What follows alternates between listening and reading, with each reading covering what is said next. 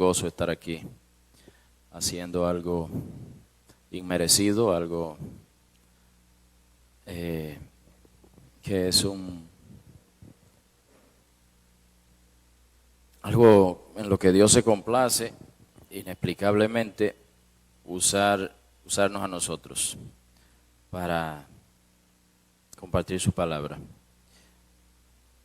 Dios se complace en usar instrumentos inútiles, como dice su palabra.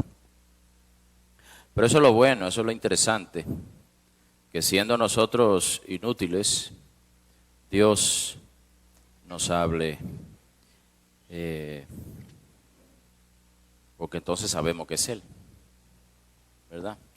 Si creyéramos que somos capaces, entonces podríamos engañarnos y pensar que nosotros somos, que es por nuestras habilidades que la palabra está llegando y no porque realmente Dios nos habla de acuerdo a nuestra necesidad. Así que vamos a compartir un rato algunas porciones de la palabra. Saben, estaba pensando en mí, en un cambio que se ha producido en mí a través de los años. Y yo estaba jovencito, un adolescente y luego un adulto ya joven. Pensaba que me gustaba la soledad. Si hablábamos sobre el tema, yo decía, me gusta la soledad, me gusta estar solo. Y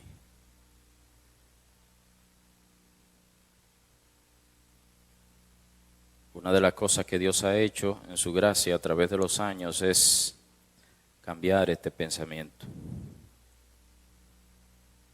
Puedo disfrutar la soledad por un ratico, un momento en que necesito pensar en algo, ordenar mis ideas, pero ahora estoy muy lejos de pensar que me gusta la soledad, de la manera en que yo lo decía en ese entonces. Ahora siento que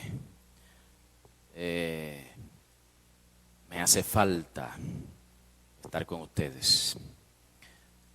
Hay algo que me llega a través de ustedes, a través de aquello que Dios ha puesto a mi alrededor, que no me llega de ninguna otra manera. Y voy a leer ese salmo que ya cantamos y me sirve para comenzar a hablar del tema, pero vamos a orar primero y a pedirle al Señor que nos hable. Padre, te damos gracias por tu palabra, cuánto la necesitamos. Habla a la necesidad individual de cada uno. Señor, conoces nuestro corazón, perdona nuestros pecados, perdona nuestras rebeliones, perdona la dureza, Señor, de nuestros corazones y abre nuestros ojos espirituales y nuestros oídos para escucharte, para verte, para disfrutarte, para que tus pensamientos, Señor, tengan lugar en nosotros. Que podamos arrepentirnos, Señor, de aferrarnos a nuestros pensamientos para que tus pensamientos tengan cabida. Háblanos, dirígenos. En el nombre de Jesús te lo pedimos. Amén. Dice el Salmo 133, mirad cuán bueno y cuán delicioso es habitar los hermanos juntos en armonía. Y después de hacer esa declaración, pasa a usar algunas imágenes, algunas metáforas para reforzar, para darle énfasis a esa afirmación. Dice, es como el buen óleo sobre la cabeza, el cual desciende sobre la barba de Aarón y baja hasta el borde de sus vestiduras. Nosotros, como no tenemos esa cultura oriental donde el aceite aplicado a la cabeza era era significaba gozo. Si fuéramos a buscar algún ejemplo actual para tratar de entender un poquito lo que le está diciendo ahí, diríamos es como el buen perfume aplicado cuando usted se siente bien, cuando usted se viste para una salida importante, para algo divertido, usted se pone perfume porque usted está gozoso de que va a disfrutar de algo, ¿verdad? Entonces, si fuéramos a llevarlo a nuestros días, diríamos es como el buen perfume aplicado cuando uno se siente bien, cuando uno está de humor para eso, ¿verdad? Y la segunda imagen que usa es, creo yo, sí, más universal. Dice como el rocío de Hermón, que desciende sobre los montes de Sión, ¿verdad? Nosotros asociamos el rocío, la lluvia, con bendición. Hablamos de lluvia de bendiciones. Creo que era con José Alberto que comentaba eso hace días, cómo la lluvia tiene un efecto positivo sobre mí y me imagino que sobre mucha gente. Uno nunca piensa que la lluvia hace ruido, uno piensa que es un sonido agradable, que contemplar la lluvia es algo que hace bien al alma, que hace bien al corazón, ¿verdad? Entonces, aquí pone esa metáfora de que estar juntos en armonía es como el rocío que desciende. Nosotros diríamos también como la lluvia.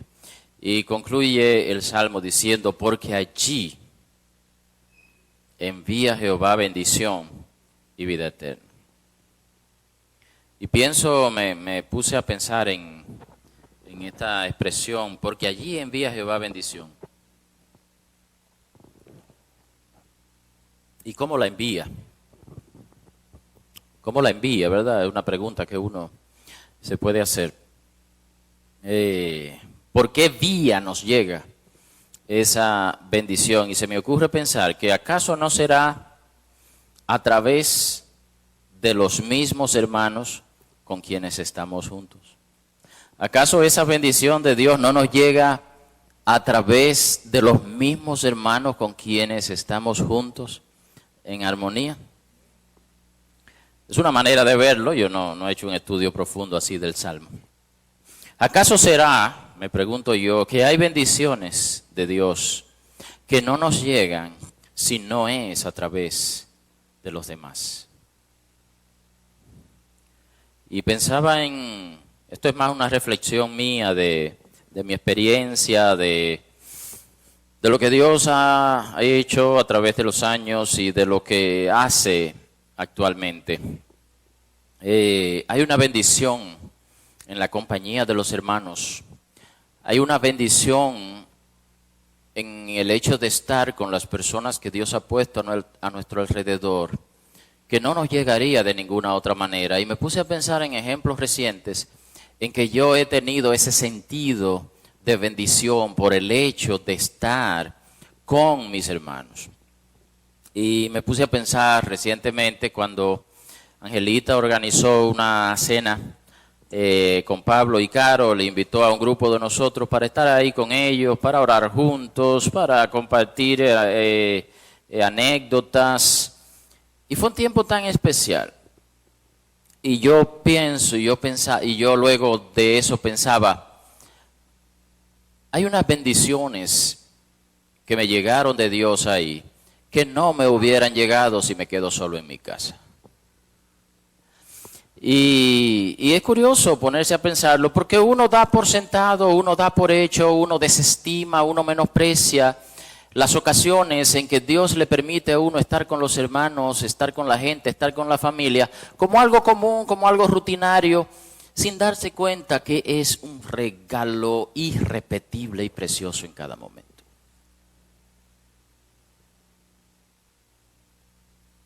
Y pensaba, cuando los viernes José Alberto, Alex y yo nos reunimos, supuestamente para tomar decisiones que tienen que ver con la iglesia, y sin embargo terminamos, además de tomar las decisiones, además de de tratar asuntos, terminamos tratando cosas de nuestra vida, orando el uno por el otro, y al salir de ahí hay un sentido de bendición. Hay algo que Dios hizo en mí que yo digo, ¿cuánto necesitaba esto? Y que no hubiera pasado si no nos hubiéramos reunido esa noche. Recuerdo la última vez que nos reunimos aquí también en la iglesia para orar juntos. Y éramos un grupo relativamente pequeño comparado con la iglesia completa, pero algo pasó esa noche. A medida que todos compartíamos y orábamos y leíamos las escrituras, había algo que Dios estaba haciendo en mí que no hubiera ocurrido si yo me quedo en mi casa esa noche. Y así podríamos dar ejemplos innumerables de cómo Dios obra cuando los hermanos están juntos. Cuando uno se expone a la presencia de la comunidad. Cuando uno se expone a estar con aquellos que Dios en su gracia ha hecho pertenecer al cuerpo de Cristo, a una misma familia. Sí.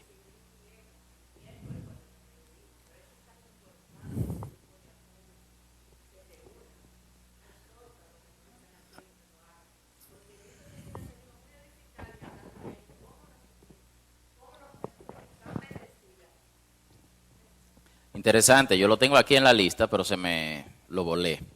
El grupo de nosotros, el grupo de Linco, como le decimos, ¿verdad? Bien interesante que todavía le llamemos el grupo de Linco, porque de todos los miembros solo hay dos que todavía viven en el Linco y todos los demás estamos desparramados por la ciudad. Pero ciertamente hay que confesar, este es un grupo que no se reúne todas las semanas. Deberíamos. De acuerdo al diseño original de los grupos, deberíamos reunirnos todas las semanas. Y ciertamente hay que reconocer que los grupos, nuestros grupos de hace un tiempo acá están pasando por un momento difícil y ciertamente necesitamos trabajar en eso. Es un tema pendiente del liderazgo y de los ministerios, de tratar realmente grupos que ya no se reúnen hace muchísimo tiempo, yo lo sé, eso hay que reconocerlo, pero el nuestro, Dios le ha mantenido la vida, hay que reconocerlo, no está en óptimas condiciones de salud, pero el Señor le ha preservado la vida. Tiene esperanza. Entonces, el miércoles pasado, todo se dio para que todos hicieran un esfuerzo por llegar, ¿verdad? Incluso una hermana que tenía problemas en su casa, que se le explotó una tubería, etcétera, etcétera, dijo, no, vamos para el grupo hoy. Qué bueno. Y tremendo, porque el sentido de bendición, el sentido de Dios hablándonos uno al otro, fue maravilloso. Y yo creo que todos, tanto así, que generalmente hay, como estamos por toda la ciudad, hay siempre un grupo que tiene que salir y recorrer cierta distancia para llegar a su casa. Y generalmente hay uno o dos que inevitablemente dicen, vamos a ir concluyendo ya porque hay que llegar, etcétera, etcétera. Pero el miércoles fue interesante porque nos extendimos y no había esa prisa, ¿verdad? Porque creo que ese sentido de bendición, ese sentido de necesidad estaba presente en el corazón y Dios, que es fiel y que es bueno, estaba hablando a cada uno de nosotros. Y fue de verdad un tiempo maravilloso, un tiempo bendito. El asunto es que no importa cuán cuánto nosotros justifiquemos nuestro individualismo, no importa cuánto nosotros justifiquemos el hecho de que estamos viviendo apartados, de que no estamos compartiendo con la gente, no importa cuánto nosotros justifiquemos eso, hay bendiciones, hay una obra de Dios que no ocurre si no es a través de los hermanos, a través de la comunidad, a través de los demás. Dice la palabra, a Dios nadie le ha visto jamás. Pienso en tanta confusión que hay, tantos hermanos, no, porque Dios se me apareció, porque Dios me mostró, porque Dios, etcétera, etcétera. Yo me pregunto cuántos de esos hermanos que insisten tanto en que Dios les habló de manera personal, que Dios se le apareció, etcétera, etcétera, qué tanta importancia le dan a la comunidad, porque lo cierto es que la Biblia es clara y dice que aquí andamos por fe, no por vista. Y a Dios nadie le ha visto jamás. Y dice la palabra, el que no ama a su hermano a quien ha visto, ¿cómo puede decir que ama a Dios a quien no ha visto? Y yo de verdad pienso en que con frecuencia consideramos que estamos buscando a Dios, que nuestra relación con Dios está buena y sin embargo de una u otra manera estamos menospreciando la comunidad en que Dios nos ha puesto. Pues la realidad es que a Dios nadie le ha visto jamás, pero los demás le hacen visibles. Ese Luis citaba el caso de una señora que le dijo, yo nunca he visto a Dios que venga a ayudarme. Sin embargo, puedo decir que mucha gente me ha ayudado. Ella no se daba cuenta de la gran contradicción en que estaba incurriendo, ¿verdad? Hermanos, la gracia y el amor de Dios nos llegan más que nada a través de aquellos que nos rodean. El concepto de comunidad no es algo temporal de esta vida. El concepto de comunidad no se lo inventaron las iglesias y la comunidad no es algo opcional, por lo menos no para el cristiano. Tanto es así que, tal y como yo he predicado en otras ocasiones, todo cuanto Dios ha creado guarda una semejanza estrecha con Él mismo. ¿Cuál ha sido la inspiración de Dios para crear todo aquello que Él ha creado? Y ya lo hemos dicho, ustedes lo saben, Dios mismo. Cuando habla del ser humano dice que Dios le creó a imagen y semejanza, pero todo lo que Dios ha creado de una u otra manera guarda una semejanza con Él. ¿De dónde viene el hecho de que la comunidad es algo imprescindible, de que la vida cristiana, de que el caminar cristiano es inconcebible si no es en el contexto de una comunidad? Y es sencillo, porque Dios mismo es una comunidad. ¿Se entiende? Dice la Biblia, Dios es amor. ¿Qué significa eso? Dios es amor. Significa que antes de que Dios creara cualquier cosa, antes de que la creación comenzara, ya el amor era una realidad en la persona misma de Dios. El Padre ama al Hijo, el Hijo ama al Padre, el Espíritu Santo da a conocer a Cristo y nos recuerda lo que Él ha dicho. Un gran misterio, la Trinidad. Dios es amor. El amor es una realidad en la persona misma de Dios. Eternamente Dios ha amado.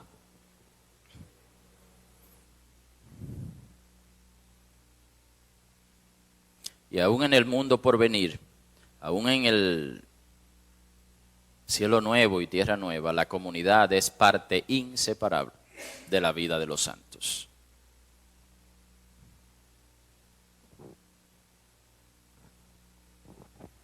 No existe tal cosa como el cristianismo en soledad. Más de una vez hemos escuchado, creo yo, hermanos, decir, qué sé yo, quizás están disgustados porque no sé, qué sé yo, no se sienten bien en la comunidad donde Dios les ha puesto, están enojados porque hay cosas que no son como ellos quisieran que fuera, cosas que ciertamente deben ser mejoradas, no lo niego. Pero es contradictorio escuchar, hermano, no, porque yo puedo ser cristiano en mi casa. Yo leo la Biblia, yo oro, yo no necesariamente tengo que asistir a una iglesia, yo no tengo necesariamente que ser parte de una iglesia para ser cristiano. Eso es una contradicción, eso es algo que no se corresponde con nada de lo que la Biblia enseña. La comunidad es donde se practican los mandamientos recíprocos. La mayoría de las cosas que son parte del caminar cristiano, que son parte de nuestra relación con Dios, que son parte de nuestro crecimiento, que son parte de la vida de Dios en nosotros, es imposible que se den si no es en el contexto de la comunidad. La Biblia nos habla de soportar, perdonar, confesar, exhortar, animar, amar, edificar, todas imposibles practicarlas en soledad. No hay manera. Y no es sorpresa, mis hermanos, que una buena parte de la estrategia del enemigo hacia nosotros y hacia la humanidad en general consiste en crear el mayor aislamiento posible, la más profunda soledad, el mayor individualismo posible. Hermanos, la humanidad está profundamente sola y es triste que nosotros, habiendo sido hechos parte de esta familia, de esta comunidad, estemos de una u otra manera viviendo en soledad, aislados. Y en eso yo les invito a que cada uno se eche un vistazo a sí mismo, porque cada quien con su situación, cada quien con sus circunstancias, pero yo creo que eso pasa, yo creo que eso es un problema serio entre nosotros.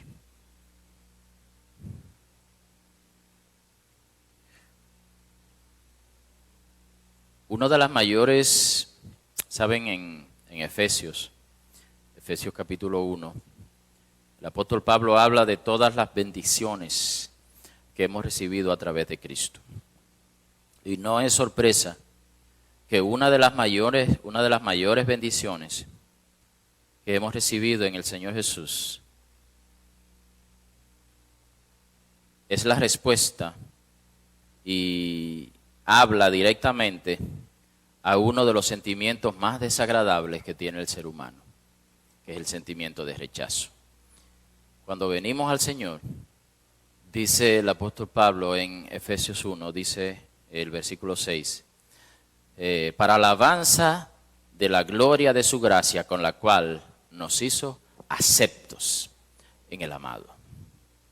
Hermano, es una de las cosas grandes que Dios ha hecho a través de Cristo para nosotros, porque uno de los mayores dolores que todo ser humano carga consigo es el hecho de haber sido rechazado de muchas maneras. Si usted puede hacer memoria y usted puede ver a su alrededor y usted puede ver hacia adentro y darse cuenta de cuántas maneras usted se ha sentido rechazado y cuánto duele.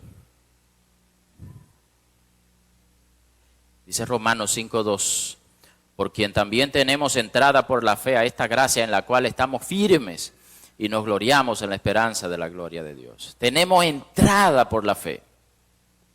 Una de las grandes cosas que Dios ha hecho a través de Jesús es darnos entrada a Él, darnos entrada a sí mismo y a la familia de Él.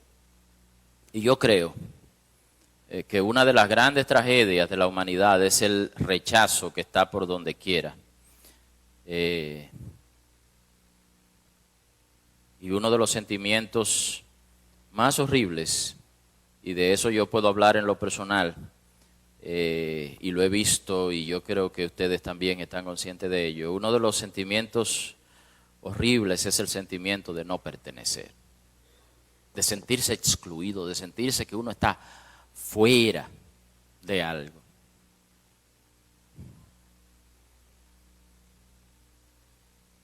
Jesús vino a ponerle remedio a eso, pero es triste, creo yo, que aun cuando ya Dios nos ha dicho, habiendo nosotros creído en Él, aun cuando ya Dios nos ha dicho que hemos sido admitidos a su presencia, que somos aceptados a través de Él, que se nos ha dado entrada a Él, todavía seguir sintiéndonos excluidos, sintiéndonos rechazados, sintiendo que no somos parte, sintiendo que hemos sido dejados fuera. Y no me malentienda, yo no quiero decir que el rechazo no sea un problema real entre nosotros. Ciertamente, hay que reconocerlo.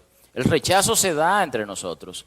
Somos cristianos, hemos sido todos aceptados, admitidos a la presencia de Dios, pero aún así todavía el rechazo ciertamente se da entre nosotros. Cuando alguien dice me siento rechazado, no necesariamente tenemos que pensar que es una ilusión de esa persona, no, que eso no es verdad, no, porque aquí somos cristianos, estamos en la iglesia. No, ciertamente el rechazo se da entre nosotros y son situaciones que hay que tratar, son situaciones que hay que conversar, que hay que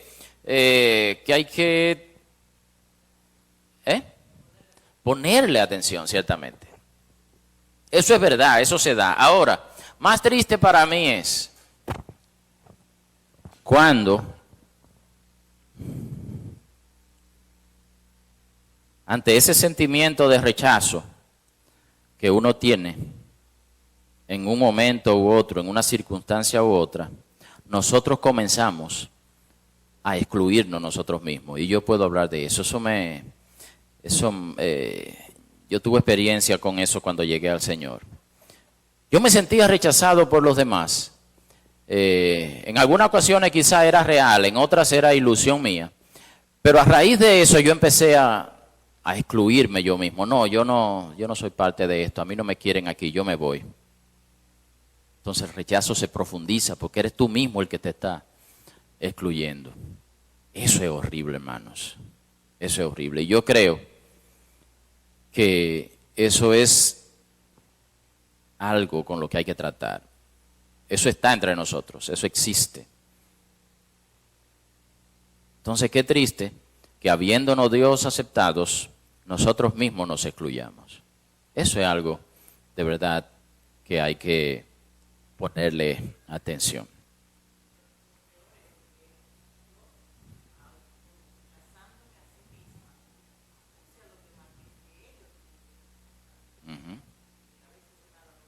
Sí.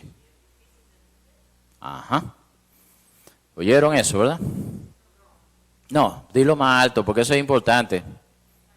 Sí, dilo más alto, que te oigan.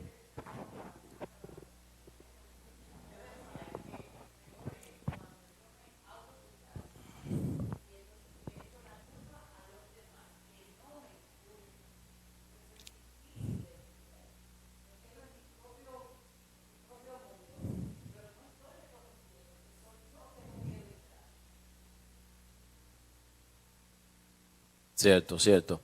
Eso es una tragedia. Y la verdad del Evangelio debe obrar, debe actuar en eso. Debemos dejar que el Evangelio penetre en nosotros de tal manera que saque el engaño, que saque la mentira, porque eso no pasa de un día para otro, ¿verdad? Cada quien tiene su formación, cada quien tiene su crianza, a cada quien le han pasado cosas que le han llevado a pensar de una manera determinada. Y hay engaños que se han establecido en nuestros corazones y han ido creciendo. Y hay que dejar, sea en relación a este tema, o sea en relación a muchas otras situaciones, dejar que el Evangelio penetre. No, yo soy aceptado. A mí se me ha dado entrada. Yo soy parte de la familia de Dios. Y los eventos que ocurren de verdadero rechazo, hay que tratarlo. Nosotros somos llamados a cultivar la comunidad donde quiera que estemos. A nivel de la familia, en el trabajo, en la universidad, en la escuela, pero sobre todo en la iglesia, que es la comunidad por excelencia. Hay algo curioso que yo veo en ciertos pasajes, y es que se habla de la iglesia como de un ambiente especial, único, de protección. Me van a entender mejor si yo les leo este pasaje. En la iglesia de Corinto estaban pasando muchísimas cosas malas, pero había una sumamente desagradable de un hermano, y yo creo que de acuerdo a lo que Pablo dice, era un hermano, que estaba en un pecado de fornicación, dice Pablo, que ni siquiera entre los no creyentes sucede. Les leo 1 Corintios 5, del 1 al 5. Dice, de cierto, se oye que hay entre vosotros fornicación, y tal fornicación cual ni aún se nombra entre los gentiles. Tanto que alguno tiene las mujeres de su padre. Y vosotros estáis envanecidos. Ese era un problema que había en Corinto. Esta moca no quiere que yo predique.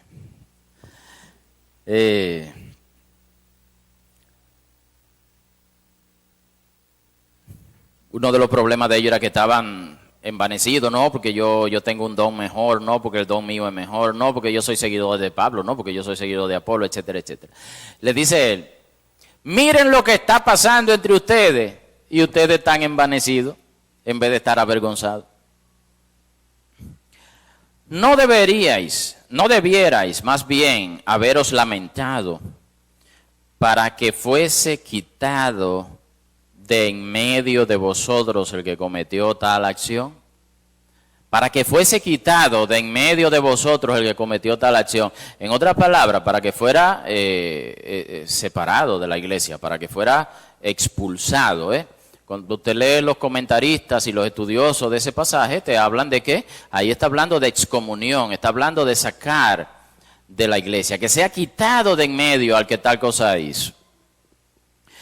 Dice Pablo, ciertamente yo, como ausente en cuerpo, pero presente en espíritu, ya como presente he juzgado al que tal cosa ha hecho.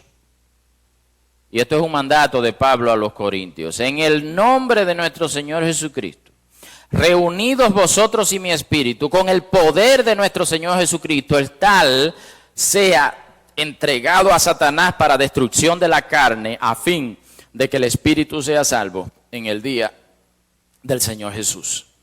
Palabras sumamente duras, y no es el único caso en que Pablo habla de entregar a Satanás. Dice cuando habla de dos hermanos que estaban diciendo cosas blasfemas, dice, a los cuales he entregado a Satanás para que aprendan a no blasfemar. Está hablando de hermanos. Porque si no son hermanos, ¿qué importa de los que están fuera de la iglesia? Él dice, no, los que están fuera de la iglesia, júzguenlo ustedes, porque ¿qué vamos a juzgar los que están fuera de la iglesia? Entonces, él une dos cosas aquí, dice, sea sacado de entre ustedes, sea expulsado de la iglesia y sea entregado a Satanás para destrucción de la carne, como una manera, entregarle a Satanás para que su carne sufra, pero que su espíritu sea guiado al arrepentimiento. Entonces, es interesante que él relaciona sacar a alguien de la iglesia con entregarle a Satanás. Que me hace a mí pensar que hay un tipo de ambiente en la iglesia, hay un tipo de protección. Yo no sabría cómo explicarlo, es un misterio, es algo espiritual. Hay un tipo de protección dentro de la iglesia Hay un tipo de cuidado espiritual para todo aquel que forma parte de un cuerpo local y que ha conocido al Señor, que no existe fuera de ella. Y yo creo que en la práctica se explica bastante bien, porque nosotros hemos visto cómo hermanos se apartan del Señor, salen de la iglesia y no les hace ningún bien, sino que su condición viene a ser mucho, mucho peor que la que era. Hay algo dentro de la familia de Dios. Hay una protección, hay una bendición que no existe fuera de ella. Entonces, ¿qué es lo que yo estoy diciendo, hermanos? Que el apóstol Pablo habla aquí de sacar a alguien de la iglesia como consecuencia de un pecado horrible, para que Satanás le zarandee y para que su alma, para que su espíritu pueda reaccionar, pueda recapacitar, pueda arrepentirse, que de hecho en 2 de Corintios se ve que este hermano se arrepintió y Pablo le dice, consuélenlo ahora, que no sea que sea consumido de demasiada tristeza. Entonces, perdónenlo, consuélenlo, háganle sentir que ustedes están con él ahora. O sea que dio resultado el asunto. Regresó arrepentido el hermano. Entonces yo digo, Pablo está poniendo sacar a alguien de la iglesia como algo de juicio, como algo de dejar que Satanás haga su obra en él para que venga al arrepentimiento. Y yo digo, si la iglesia representa ese ambiente, ese espacio de protección especial de Dios hacia todos aquellos que están en ella, ¿cómo es que nosotros mismos nos vamos a excluir de ella? ¿Cómo algo que solamente Pablo lo plantea como un asunto de disciplina, como un asunto de buscar el arrepentimiento de la persona, nosotros mismos nos vamos a excluir de ella? ¿A qué me refiero?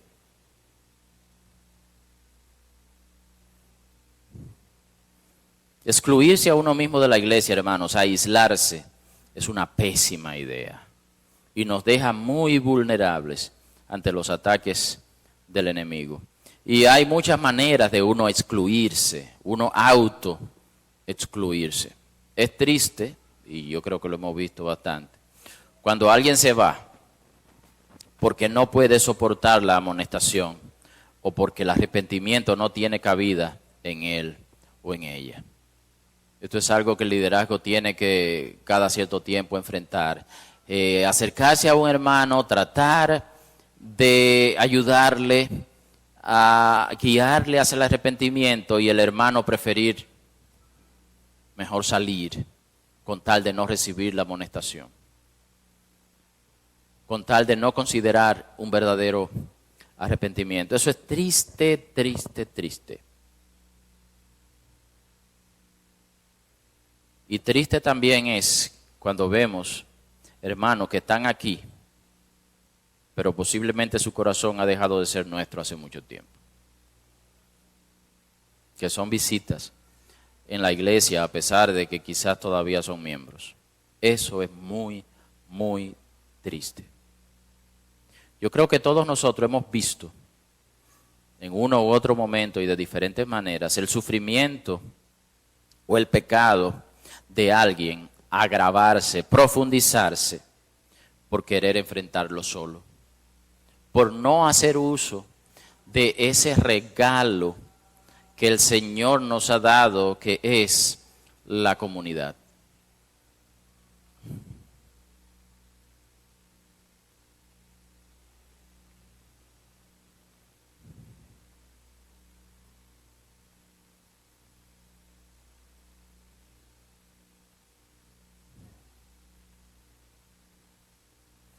Creer que nosotros podemos solos, creer que nosotros somos fuertes, somos autosuficientes, somos autónomos, es un engaño con el cual Satanás se la juega.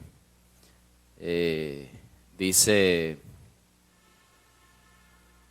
Hay una expresión en latín que se traduce divide y vencerás. Es algo que se usa en la guerra y Satanás juega con eso de manera fuerte. Divide y vencerás. Si Satanás puede separarte de tu comunidad, separarte de ese cuerpo donde Dios te puso, él sabe que tiene muchas posibilidades de arruinar tu vida y de que las cosas que son difíciles en tu vida se empeoren y profundicen.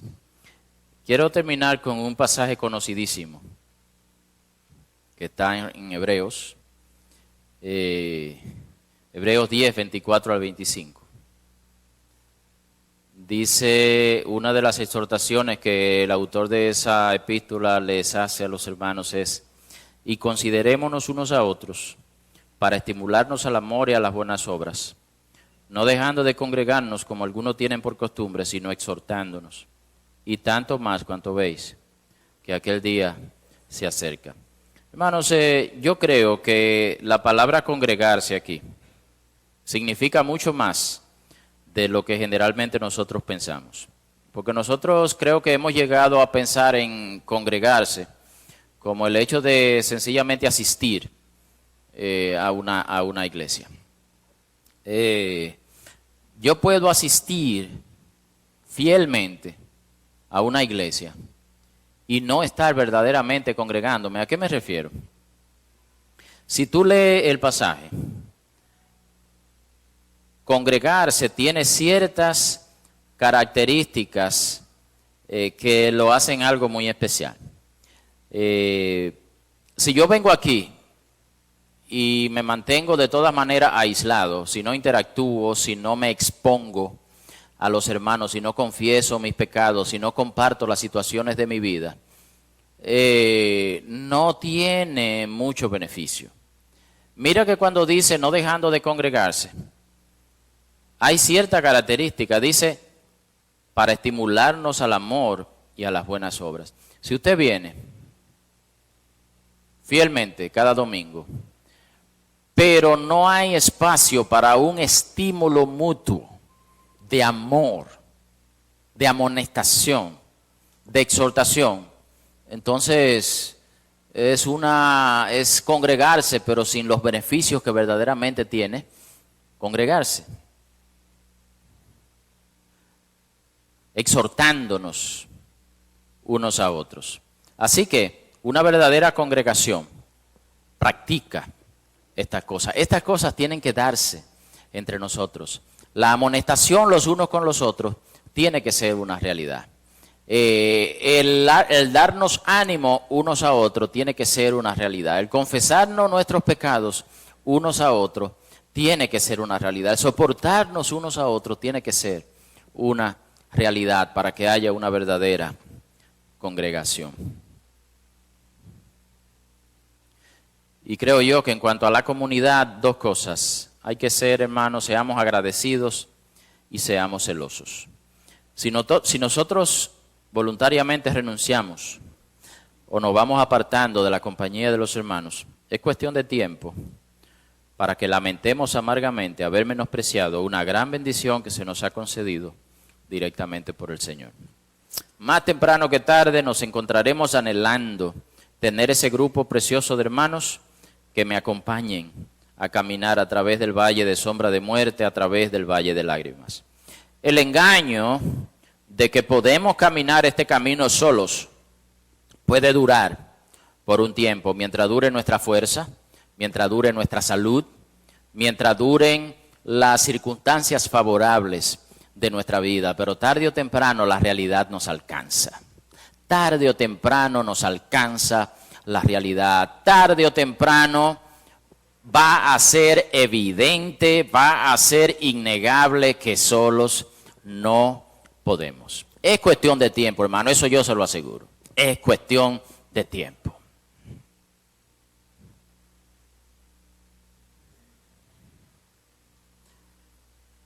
Seamos parte de la solución y no del problema. Yo creo que estamos siempre tenemos la tendencia a buscar culpables cuando las cosas no funcionan, ¿verdad?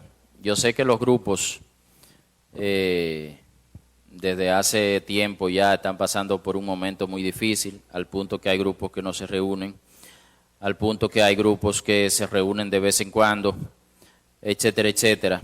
Y ciertamente, como dije, eso es una situación que hay que tratar y que si acaso el Señor lo permite, hay que buscarle la salida, hay que buscarle la vuelta. Y si acaso los grupos no funcionan, si acaso los grupos están en los planes de Dios que desaparezcan, es necesario que sean reemplazados por otra cosa, que permita que la comunidad sea una realidad entre nosotros. Hermanos, si la comunidad fracasa, no es un asunto de buscar culpables. Si la comunidad fracasa, el problema es que yo me quedo débil y más vulnerable. Yo me quedo sin un recurso valioso y poderoso. Así que no es un asunto de, bueno, los grupos no funcionan, la iglesia está mal, está bien. Esos son realidades que hay que enfrentar. Pero el asunto no es desligarse de eso. El asunto es que si eso es así, yo me estoy quedando en una vulnerabilidad horrible. Yo me estoy quedando sin un recurso que Dios ha provisto para mi bien. Entonces el asunto no es la iglesia está mal, no, el asunto es, hermano, vamos a ponernos en esto, vamos a buscar al Señor, vamos a orar, vamos a orar para que el Señor sane esta comunidad, porque nos estamos quedando sin algo imprescindible. Nos estamos quedando sin algo sin lo cual no se puede caminar, no se puede vivir la vida cristiana. Lo que quiero decir es que consideremos cómo la falta de una comunidad saludable nos afecta de manera personal a cada uno de nosotros.